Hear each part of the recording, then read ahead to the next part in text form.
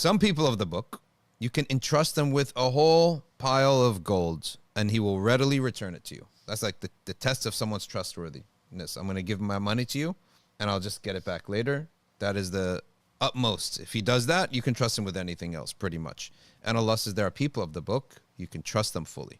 Talking about people like the king of Ethiopia at the time, who had something greater than a pile of gold. He had the Sahaba, and he protected them. You got people from Jews and Christians who fight the truth even when it's against their own selves. Like this guy, Professor Sachs, he's on like thin ice with the Zionists, with the Israelis. He's on thin ice with them. What's his first name? Jeffrey Sachs? Putting himself there. Of course, Finkelstein lost his whole career facing that dude from Harvard, that dirty guy, that Epstein guy from Harvard. Alan Dershowitz. Alan Dershowitz destroyed Finkelstein's academic career.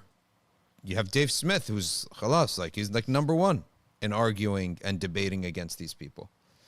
So Allah mentions here, we separate you based on, you only treat someone based on their behavior, not on who they are. But the behavior is rooted in beliefs. And this is what Allah tells us here. Beliefs are so important because they will trickle down into everyone's behavior.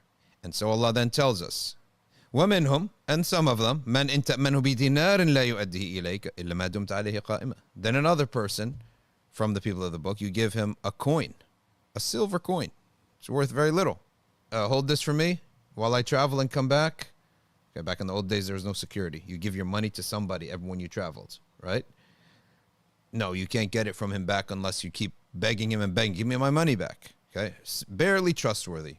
So the trustworthiness, the adala, is a whole spectrum. This is what we call in Islam adala, trustworthiness. Why is it that you cannot trust some people from the book? That's the question. What is the root source? Is it because he's just not a good person? It could be. A Muslim could be like that. But no, there's something worse here. It's a belief. And Allah tells us, ذَلِكَ بِأَنَّهُمْ قَالُوا. That is because they say, in other words, in their holy books and their Talmud and their belief system, لَيْسَ عَلَيْنَا فِي الْأُمِّيِّينَ سَبِيلٌ. We don't have to be fair and equitable and just with the goys. That's word for word. It's not that I'm just a bad person, I got greedy and I took your money. That's how everyone else in the world sins. These folks, they don't believe that they have to be fair to you in the first place. They literally believe you exist to serve them. When you die, you disappear. When we die, maybe we go to heaven. Maybe we just get purified real quick, then go to heaven. You exist to serve them. This is because they say we are not accountable for exploiting Gentiles. That's a translation for Mustafa Khattab. They attribute lies to Allah knowingly. That means they know the truth about Allah, they still attribute lies to Him. So here we go. Number one, the moment a person believes they are number one superior due to birth, we have a problem. We may not have a problem right now, but we will have a problem with you and your people.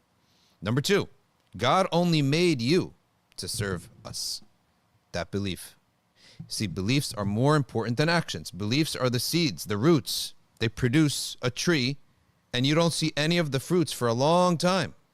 Then years later, usually with this crowd, it's the 80-year curse. It's about 80 years before generations, before it festers, and they get kicked out. It's not, again, it's these beliefs.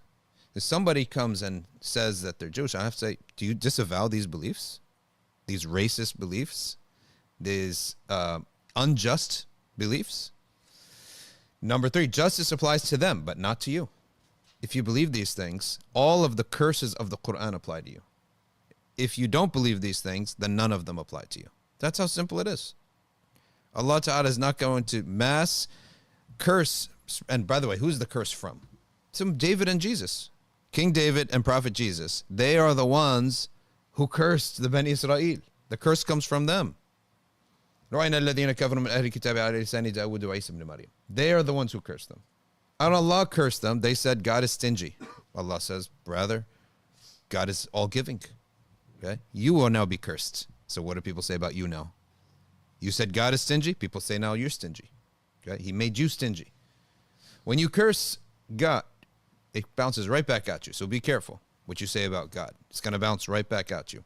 So this is why when that group of people has manifest their action upon this, Ben Gavir's, we know what he says. He's like the most I'm actually happy that he's like the number 2 most attention getting guy, rather than some suave 1990s style Zionist Israel leader. Those guys fooled everybody. Those 1990s liberal Zionists, they fooled us all. Man, these guys look like normal guy. He just wants his country. You're getting fooled. You're being duped. But Ben Gvir is so blinded. He actually presents the worst foot forward. And he's the best person to have as your adversary because he's so crazy. The whole world, none of the world can tolerate this. He actually is born and raised Israel, truly actually believes all this, that all these goys are made for us. One of his other guys said international law doesn't apply to us. We're the chosen people. Allah Ta'ala speaks about the chosenness of the Muslim Ummah and the superiority of the Muslim Ummah in an amazing term. He says, you are the best nation brought out for the people. That means your greatness is commensurate to your service of the people. Secondly, Allah does not say you are the greatest nation. Say you were the greatest nation. So that we could all say, oh, we're not the greatest nation, unless we behave like our predecessors who served the people. And when you serve others, then you could achieve greatness. But as long as you're somebody who is self-serving, the chosenness of the chosen people is not for yourself. It's for others. The very first person to speak the way we're speaking, Jesus says to the Jews, you belong to your father, the devil. He was a murderer from the beginning, not holding to the truth. For there is no truth in him. When he lies, he speaks his native language. It means that's his normal speech is lies. The default is kadhib. What did Allah just say? They lie about Allah. When Allah says يَقُولُونَ عَلَى اللَّهِ الْكَذِبِ, you have to know the principles of tafsir. When Allah says they say about God lies, who's the greatest that you have to speak the truth about is God. So if they lie about Allah, they'll lie about you. They'll lie about the contract. They'll lie about everything else. So you have to understand, oh, no, they're only saying they make theological lies. If he lies about God, he lies about everything else. If he calls God names and says he's stingy and spreads bad rumors about God, he will do the same with you. So it's called mafhumul awla. You got to keep that in your principle in your mind. Mafhumul awla, for example, Quran says, do not even exhale at your parents. La taqul lahuma uff. Uff is the sound of exhaling. So when your mom calls you and says, like that, you just said uff to your mom. If Allah says, don't even exhale, you didn't even utter a word.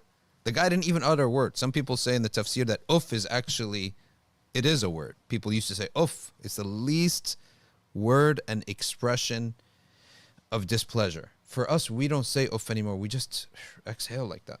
And it's the same in its hukum. So if you can't even say that, then you definitely can't talk back, right? It's called mafhum al-awla, the understanding of what is more appropriate. So when they lie about Allah, they lie about everything. And when they wage war on Allah, they wage war on all of nature. When he lies, he speaks in his native tongue, for he is a liar and the father of lies. He's describing Iblis. And then he says, when you're acting like Iblis, then you are the sons of Iblis, meaning you're inheriting the same qualities of Iblis. Okay, that's the meaning of it. It is in the Bible also, thou art the church of Satan, meaning now you're coming in the form of a religion, but in the essence of it is you're satanic. Everything is against God.